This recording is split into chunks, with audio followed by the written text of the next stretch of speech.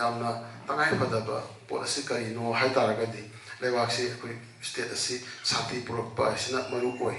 ꯑꯗꯨꯅ ꯁꯥꯟꯇꯤ ꯄꯨꯔꯛꯄꯒꯤ ꯃꯤꯠꯌꯦꯡꯗ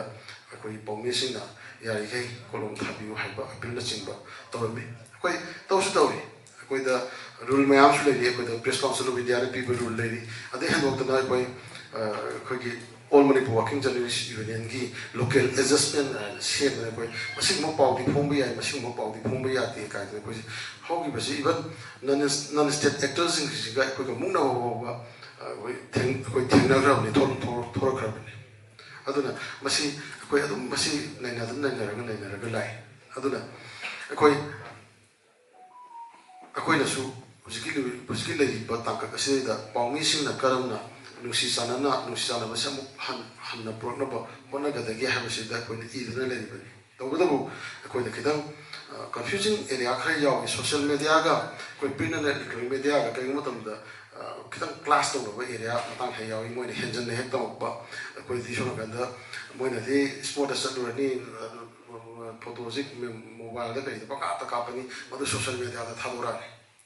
अदो अखोई दी प्रेस काउंसिल ऑफ इंडिया की मागी मतिक चाबल रूल्स एंड एक्ट लेजबनीना अदुगुंबदु फोंबा यादी अदुगुंबदु फोंबा याई हाबो पोट लेबनीना मदु ngakna चचै अखोई दी एडिटर अमा लेनी माई मखादा सब एडिटर सिंगम मयाम अमा लेरगा रिपोर्टर मयाम से लेरगा एडिटर सिंगना इलेबा पाउसिंसी सिबोदी फोंबा यादेना सिबोदी यादेना हाबि खदो खजिन तौरगा अखोई फोंगी बट सोशल मीडिया की लेवल दना अदु लेतबा मी अमना मोबाइल चलोगा हेता कापुरगा यूट्यूब तनी खंगदे अदे कनोदनी खंगदे हेता थादोरपा रिपोर्ट असि ले अदुना मरम ओरगा अखोई तसेना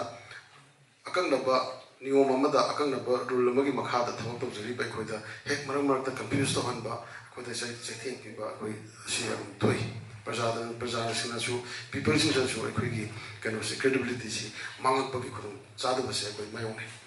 अदुगुमसे हंदक अखोइ all Manipur working journalist union की कॉन्स्टिट्यूशन अमेंडमेंट तौर मतुंगदा सोशल मीडिया की कांबुजेसु अमजुदा अखोइ पुसल प याननबगी एनोगी मेंबर ओबि याननबगी अखोइ कॉन्स्टिट्यूशन अमेंडमेंट दि तौरे अदुदा नियम खरै लैरि मा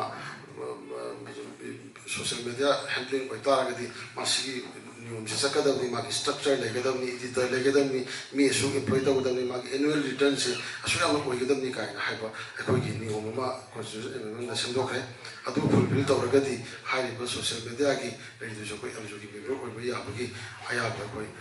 कॉन्स्टिट्यूशन आयाबा पीगे अदुना मसी अखोइना तौजरिसि कइगिनो हादा अखोइना हुदोंबा अखोइना थादो मतमदा अखोइ हयेंग दा सातामिनगुम तमदि अखोइ पुन्ना वामिनगदबो ओइबा अनी सुबदम बसे अखोइना खरा कंट्रोल अमजुना गाइडलाइन अमगी मखादा खितंग कंट्रोल तौरगदि अखोइगी मेन स्ट्रीम दा अखोइगी मेन स्ट्रीम दा पुसलप चमिनबा याबगी यानबगी खुदोंचाबा लेगदरा हाइना अखोइ होनजबनी